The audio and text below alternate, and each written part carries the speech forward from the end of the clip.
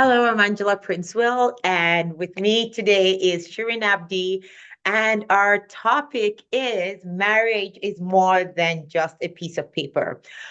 And yes, you know what? We've been because of the work we do, and sometimes when we find ourselves in social situations, people think that that's what we think. Like we're so jaded that we think, you know what, marriage is just it's nothing, it's just a piece of paper.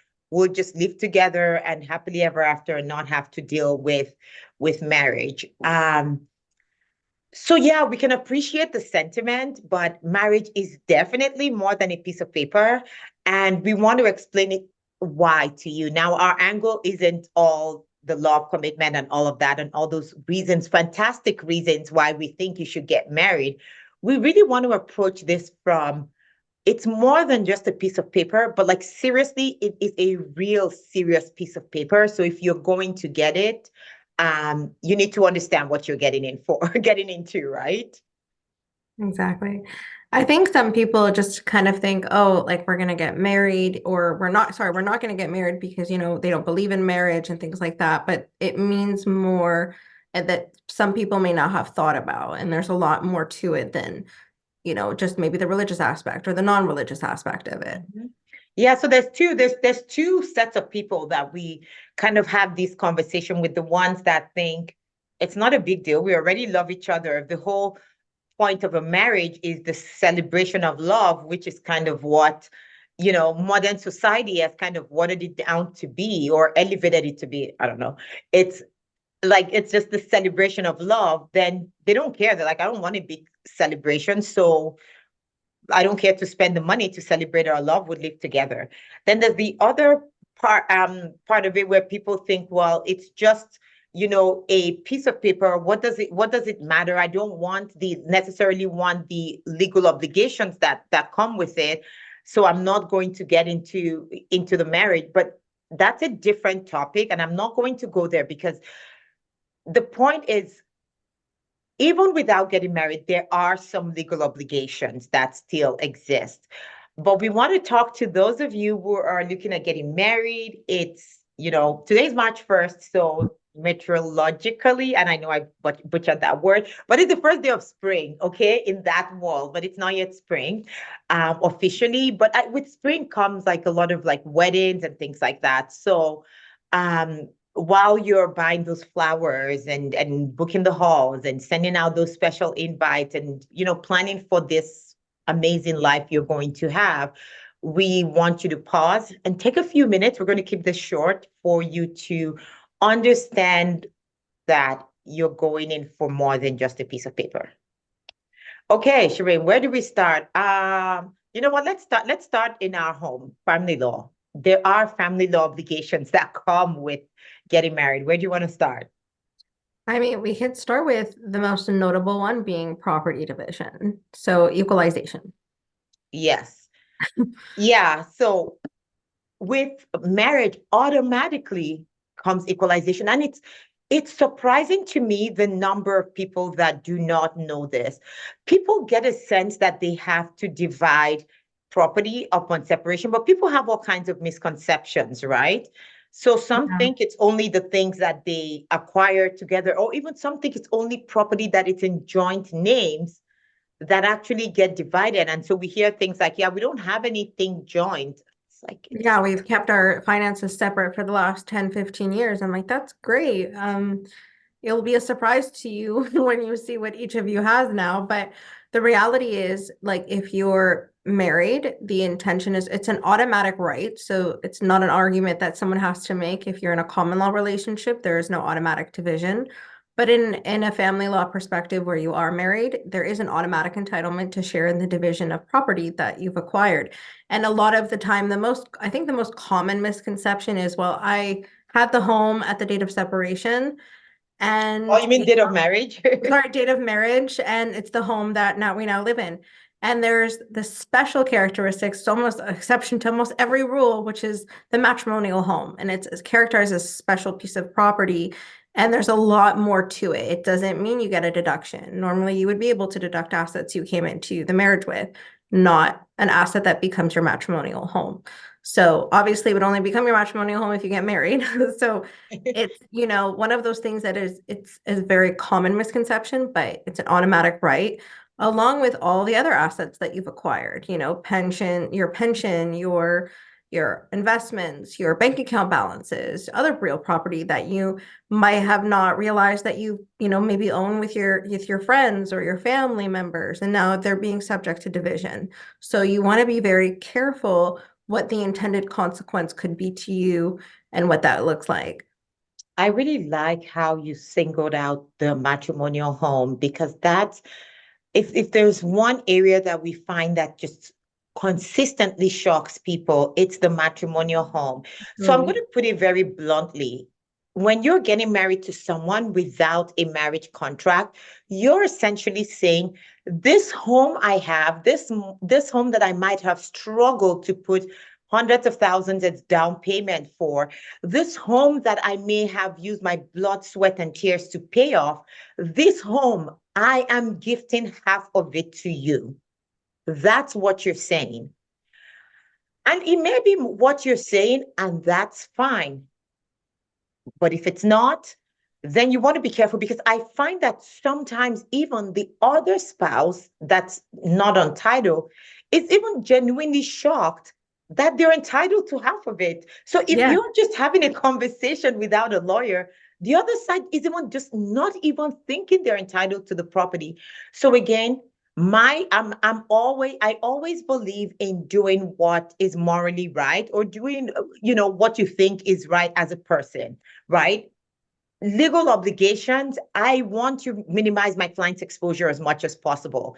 So even if you're telling me today I do gift half this property, I still say do a marriage contract. If God forbid something happens 10, 15, 20 years from now, if you still feel the same way, then gift the property at that time. There's nothing stopping you, but at Yeah. least you're doing it morally, because that's, you think it's the right thing to do versus having a legal obligation. No, it makes perfect sense. I mean, obviously to me it does. But the other day I was actually reviewing a marriage contract where both parties were coming into the marriage with their own property, but they were only going to live in one property. The effect of that to my client would have been severe, because it would mean that she would get a deduction for the property she brought into the marriage, and the property which, if they did separate in, would be their matrimonial home, which means he loses out on that deduction, and he had already paid down the entire debt. So there's a mortgage-free home. So it would be So quite she gets significant. half of a mortgage-free home. However, her home, she gets to deduct the portion she brought into the marriage, only just simply because Just simply they would because they're not married. live I mean, in not her home. anymore, because I've worked on that contract quite significantly, but I'm actually dealing with, certain files right now where it is the case. And the only reason it generates an ability to pay an equalization payment is simply because one of the parties' properties is now the matrimonial home and it's not entitled to a deduction. Of course, it doesn't favor one person. It's not fair. From my perspective, it's not fair Yes. because it was an unintended consequence. Yep. Um, so yeah, it's so fundamental that you understand what the treatment of the family, really a matrimonial home would look like, and what your intention is with it. Mhm. And wait, I was actually reading something today as well. And was talking about sort of millennials and this great transfer of wealth that's coming from, parents and I guess maybe grandparents for the younger ones. And so what I see happening with a lot of people is when they get these houses, I see a lot of people moving back home so they could take care of elderly parents, for example. And so those elderly parents pass, and now you've inherited this home, and now by default, you're living there with your spouse. It's a home that you didn't contribute to, but I mean, it's your parents, and you're entitled to it by virtue of being their child. But now your spouse gets to get half of like a significant asset. And if you're thinking because your parents' will said it goes to you, it's not going to matter. Remember, Shireen said that special treatment to matrimonial home. So once it's a matrimonial home as of the date of separation, it's not going to matter. How can you easily deal with this? Again, a marriage contract. I'm going to keep saying that. So just so it's clear. So please, I don't know if there's anything more, Sheree, you want to add on this I would topic. just add, like, I mean, just on the piece of the marriage contract, you can get one even though you're listening to this and you're married. Yes. You can get Even if you've one been any married for place. 20 years, 25 Yeah. years, it's okay. You could still get a Things marriage change, contract. right? And even as you acquire property and things start, to become a little more clear, if you want to define obligations and rights and entitlements, do that in an agreement. It's never going to be too late. I mean, other than being on the verge of separation. Yes, But exactly. traditionally, like you can enter into it at any point, generally speaking. Yeah. No, I'm very glad that you added that because there might be some people thinking, we're screwed because we didn't get a It's marriage too contract. late. Like, yeah, it's not too late. So please do it now. So for those that are just, taking the steps into this again, great and exciting life ahead of you, just realize that when you're saying those vows, you are part of that promise is to share all of your earthly possessions, including those that they did nothing to contribute towards. Another part is the support obligation. So it's great that, you're getting married. Maybe you both have jobs or whatever, and, you go head on, no marriage contract. And well, what happens when one person is no longer working, for example? Exactly. Yeah, if you're married. And they become more dependent, the more pattern of dependence and depending on need. And obviously, the threshold issue of support is an entitlement issue first. But, someone being dependent, someone, being the breadwinner, someone taking on the more domestic responsibility, someone having a traditional marriage, all of these things start to increase your exposure on the issue of spousal support, I should say. But yeah, you want to also be very careful, like what the idea is, what would happen if you guys are married and, you allow maybe one parent to kind of take on the more traditional role, or, you have children. What does that look like? Are they going to be out of the workforce for how long? What do all of these factors look like in terms of spousal support? So it's quite an interesting topic. I mean, I'm sure you and I could talk about this for long time. No, what I find with most partners that I talk to these days is I don't get that same sense of a lot of partners want equality and on both sides, even in the traditional male female marriages where the male would ordinarily in the past have been the breadwinner and things like that. First, things are changing. A lot of women are now the main breadwinners in a lot of homes. And if there's one thing I've noticed with most of our clients that are female and are the higher earning spouses, they do not want to support, the male counterpart. Again, it's all part of, sort of that what I say societal mindset we've kind of had growing up, but society is changing. So, you're describing sort of this traditional marriage, but I find that a lot of people that I talk to don't even want that. Even if a party stops working, for example, it's usually they expect it to be temporary. The number of times that I've had clients say to me, well, she was supposed to go back to work after the kids started school. I've been complaining, I've been saying for the last 9, 10 years that he needs to go back to work. There's really no justification for him being at home. And that may be what you said, but the reality, as you had mentioned, Shireen, is if this person has now gotten dependent on you as a result of the marriage, well, the fact that you're married automatically makes you responsible for this person. So it's a different, obviously it would be a different fact scenario if the person stopped working and then 2 months later you're separating, then it's different. But nobody does that for the most part, right? Like you just kind of express your discontent about the other party working and things like that. And then come several years later, you separate. You've had that person play this traditional role in a marriage that's not the kind of marriage you wanted anyway, right? So how else can you get around that? You have to just do a marriage contract where it's clear that that's not your intention. Sorry, go ahead, Shireen. You had wanted to add No, something. honestly, I mean, obviously I agree, but I just wanted to kind of give an example. Like I had a client actually earlier today that I spoke to, and he couldn't get around the fact that he was going to share property with her. He was going to pay her spousal support and he was going to divide his pension with her. And he's like, this is seemingly unfair. You know, all of the unintended consequences he didn't realize he had signed up for. You know, he didn't realize, I mean, I think he understood, and also half of the matrimonial home that they have, but you know, Ouch. it just kept feeling like, okay, well, what do I get, you know, out of this, you know? And I understand where he's coming from, but it could just be in a situation if you're, and now on top of that, if you have children, you could be looking at child support, like all of these things that you didn't put your mind to.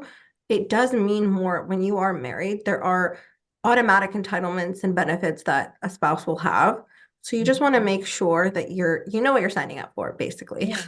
And some of it, and a lot of it is good, right? Like, I mean, I still remember up until what 15, was it about 15 years ago or thereabout, where same-sex marriages were now allowed in Canada. And it was amazing because the people didn't just fight for that so that same-sex spouses could celebrate their love. It was beyond that. It was because there's certain legal rights that married people got that people were deprived of just because they were marrying someone of the same sex, which wasn't the right thing. And so when you think about it from that perspective, like even things like benefits that people could get at work, entitlement to pensions, for example, right? So those are things that estate rights as well. These are entitlements that married people get as of right. So we need to step back from just thinking of marriage as either just a piece of paper or just a celebration of love. If you want to just celebrate your love, have a party.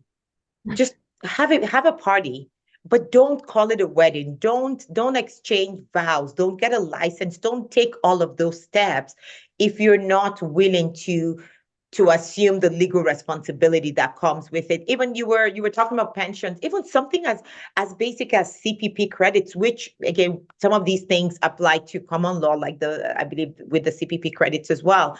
But with a marriage, it's so much easier. You don't have to prove anything, right? It's Exactly. just, yeah, this is my marriage certificate. I was married. And some people would actually tell me, like, no, I don't want her to share my CPP. It was I contributed to it when I was working. And it's like, it's not even the sad part about that is we can even help you avoid equalizing your property and things like that. But something like CPP, you can't in Ontario contract out of it.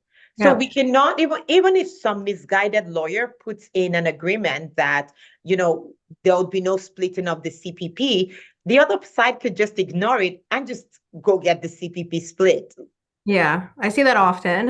It's not Yeah. enforceable. But yeah, and I think a lot of people realize, you know, especially, you know, if you're going to be paying spousal support and then also all of the credits that you've accrued, say you were the main income earner, all those credits and CPP that you've been paying into are not going to be split throughout that duration of time for the relationship.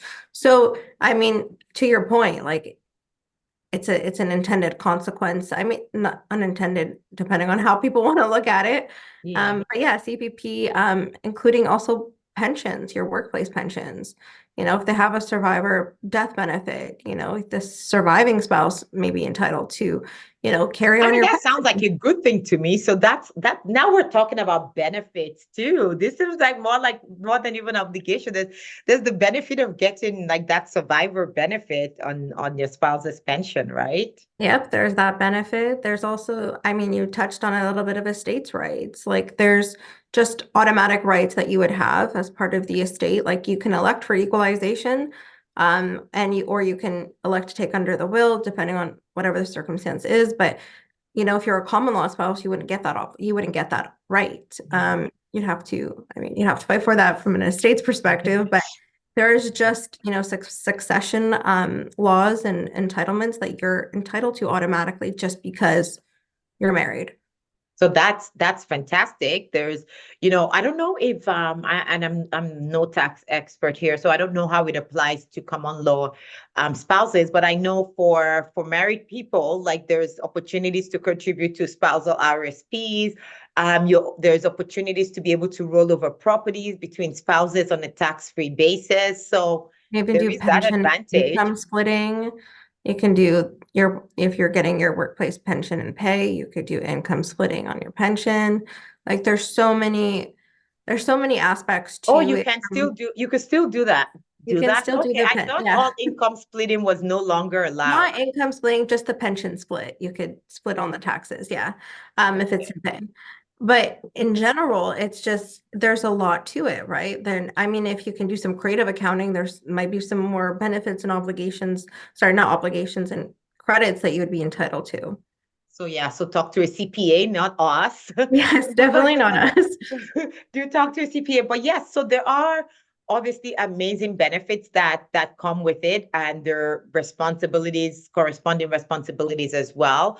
But I think in wrapping up, I just want the main takeaway we want you to have with this is marriage is just, yes, it's a promise, it's an oath, but most especially, it's a contract that you're entering into with the other person. And when I think about it, it's interesting, sure, because I'm like, this is one contract that there's really no legal ramification for breaching this contract. Right. There I mean, really isn't, because and sometimes, maybe if we were in the States or something, like you yeah, see on TV all the time, the you know, number if of someone times that breaches it, people tell us like, oh, they painstakingly want us to understand why it's not their fault. They want us to understand what the other person did wrong. And I understand that from a human to human perspective. And just being able to understand their situation and how they got to where they are now, it gives me context to help them better for sure. But from a legal perspective, there's no breach of contract.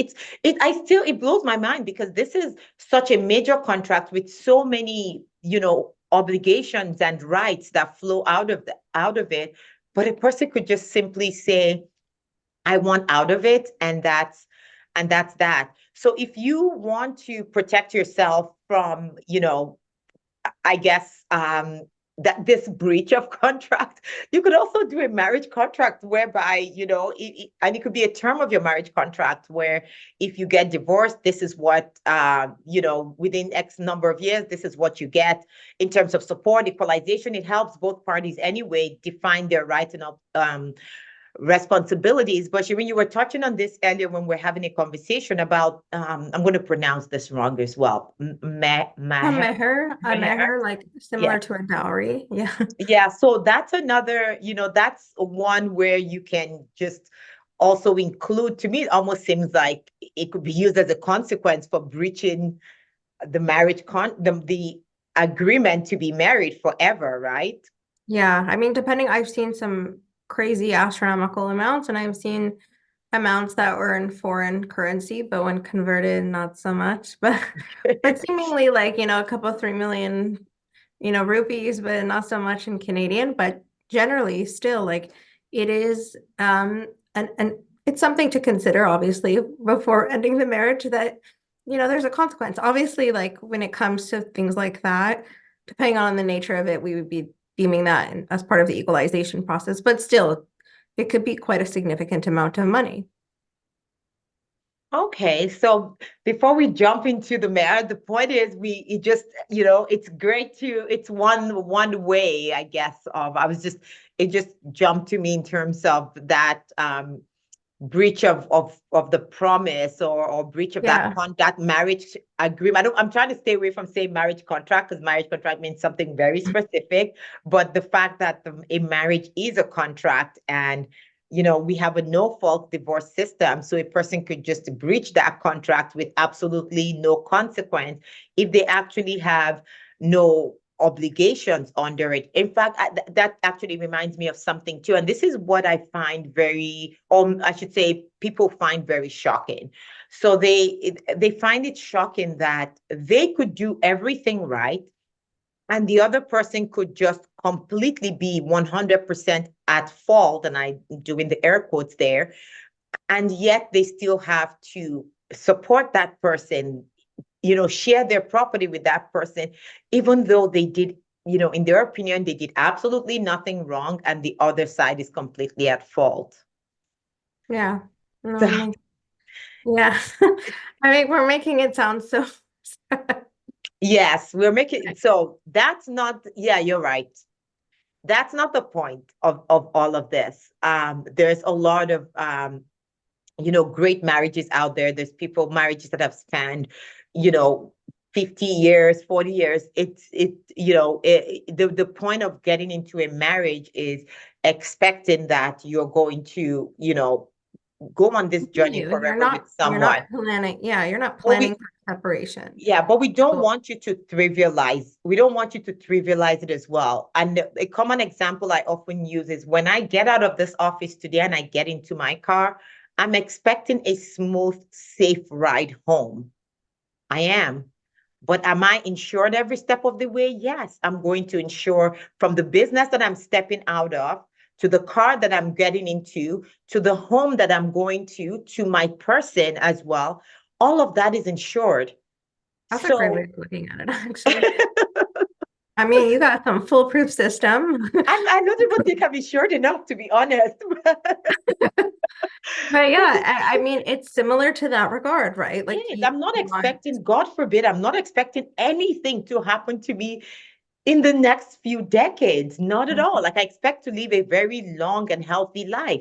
So that's the way we see marriage contracts. We're saying don't trivialize it. I'm not just, there's rights and obligations, just like as being a person, as being an employer, as being a lawyer. I mean, even with as lawyers, there's insurance that we have, even though we know we do great work for clients. So it's just along the way as part of our responsibility as in the various roles that we hold, we insure ourselves to make sure that we're not failing people that rely on us in some way. The same with your marriage contract as well. Like, don't trivialize your marriage. Don't, it's not just a celebration of love. It's not just a piece of paper. Get that marriage contract. Know that you're going into something serious, and then of course commit to it. Talk to your marriage counselor for all the other great parts, the commitment, the compromising, being great, listening, and doing nice acts of love. And Sherry, don't you have anything to add to the list of you know, honestly, I things? feel like, yeah, I don't know. Honestly, you Communicate, said it all. communication is one. So Yeah. So all in all, do you understand that it's more than it just seemingly means just a piece of paper? Obviously, I mean, you've heard that a few times now, but if you are thinking of getting married or are married, just, understanding the consequences and benefits and just making an informed decision. If you've already been married, then you've already past that point, but at least, make sure that you have those conversations, make sure that you don't do unintended consequences, with properties that are gifted or inherited, and you're, just making decisions that reflect, what the intention is. And making those conscious choices I hope would help, streamline things in the event of a separation, right? So no one's I'm almost, planning for it, but we always say you have rose-colored glasses on until you don't. yeah, that's a good one. I almost believe that honestly, if you're able to sit with your partner and have this difficult conversation about having a marriage contract, the odds are higher that you're going to make it, because Yes, it I shows mean, some solid communication skills between you two right I there. agree. I agree. I think we've seen a few couples kind of go separate ways as a result of not seeing eye to eye on getting a marriage contract in place. And that's something that you definitely don't want to be in a position in doing. We do believe that everything can be worked out in an agreement. It doesn't necessarily have to, be the most fairest thing, and it doesn't have to be the most unfair thing, right? We try to find a good balance that makes the most sense for where you both are and what the issues are.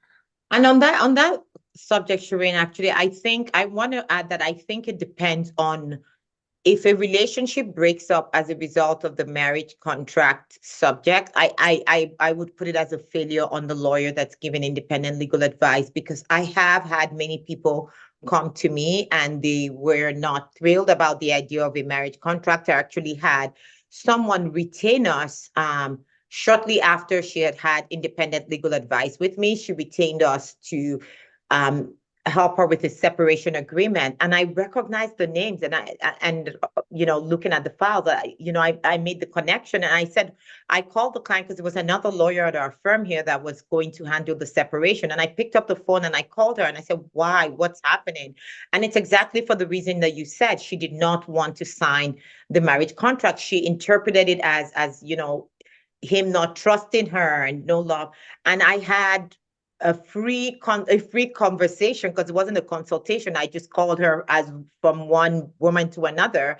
And we had a very long and insightful conversation with a few tears here and there. And she eventually, canceled her retainer with us for a separation agreement and, signed that and signed the marriage contract, because I had no idea she was so, we had the consultation and I had thought, I've explained the legal ramifications of it, and somehow it never got signed. But I thought it was just life was happening and maybe she hadn't gotten around to booking her signing appointment. But when it degenerated to the point of leading to them separating, I said, no, if that's the only reason, it doesn't make sense. So I think, lawyers, do we have a little bit of a role to play there to help society as a whole kind of understand that? Yes. Does it mean that it would make divorces more streamlined and will be less busy? Absolutely. But then we can all feel better that we're doing meaningful work, right? Absolutely. I do like that story, by the way. All right, guys. So on that note, we want to wish you a happy married life, and we know everything's going to be fantastic once you've had these difficult conversations, and all the best going forward, okay? All right, bye for now.